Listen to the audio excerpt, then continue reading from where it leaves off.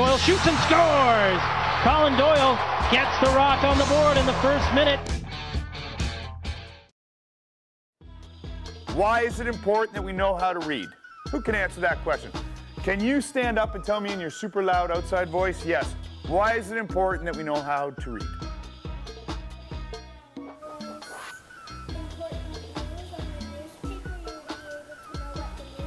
Absolutely. We can't rely on the TV and the computer for everything, can we? It'd be real nice to be able to open up a newspaper and read what's going on in the world. There's an excellent example. What else in the striped shirt? Stand up and use your voice. Yes, you can get a better job. Okay? You can get a really good job if you know how to read. Here's a World War I flying ace zooming through the air, searching for the Red Baron.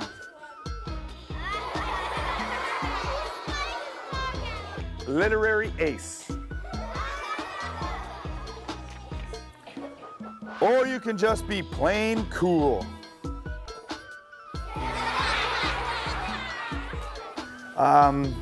Jackie and I run two programs here through the Rock. The one is a Reading Rocks program, which kind of caters to the kindergarten to grade 2 or 3 kids, where we come in and read a story and talk about the importance of reading and the value that reading has in everyday life. And then I give the kids a chance to kind of tell a few stories about either the moral of the story or what they want to be when they get older and how reading might relate to that. So just gives them a good chance to understand and comprehend a little bit why reading has value, and we talk about some of their favorite stories and some of my favorite stories and how reading's kind of helped me become hopefully the person that I am. So it's a pretty neat and interactive segment, and I think the kids have a lot of fun with it.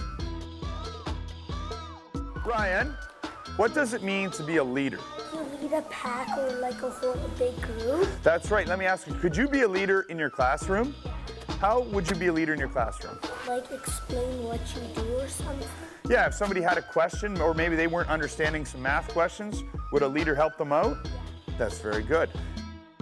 I think kids, I mean, by nature are pretty intrigued by everything, and whenever something new comes to school, I can remember being that age and you're immediately drawn to it. So hopefully my presence in the school and talking about some things that have some value triggers them to get up and talk about either reading or how they've mentored or helped somebody in their own schoolyard or in their own family. So hopefully having me here kind of allows them to open up and talk kind of on a different platform about some important things, not only in the schoolyard but at home as well. Two things that I think are seriously very important for the growth of kids and for the growth of our youth. So you don't want to overlook the importance of allowing a child to kind of speak their mind about anything in relation to reading or real life. So we give them that platform, and they've so far done a really good job.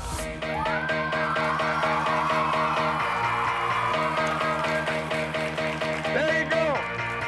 I like to read stories about other athletes and other coaches and other great people and how they became great.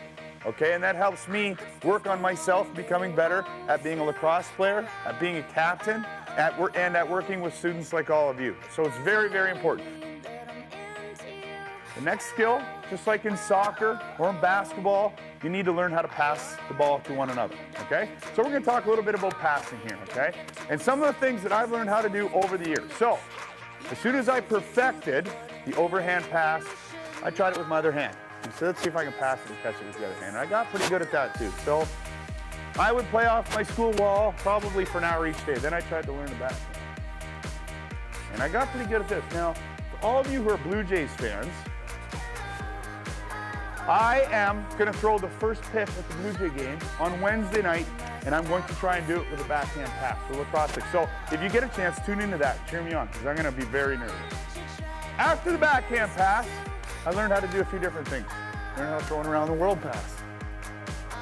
Okay? And then I faked it around the world, faked it behind the back, and passed it overhead. And then I learned a neat little pass. It's kind of a trick I can take with my legs. Okay? Then I can do this pass that goes over and under and through. One more time. And I learned how to do all these different things because I practiced and practiced and practiced. Schoolhouse Rock program, we talk a little bit more about lacrosse. We talk about the Toronto Rock and about a little bit more about me and kind of how I became a professional athlete. All you need is a lacrosse ball and 2 sticks. Okay? Now it's very simple. You put the lacrosse ball in your partner's stick and you have no ball. Okay? And you're gonna walk up to them and go, and take the ball.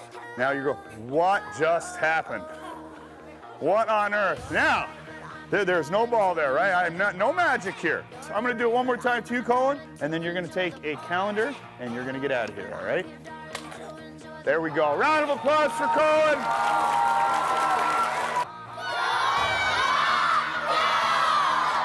Well, not bad, but I think I've heard my daughters cheer louder than that. Let's try this again.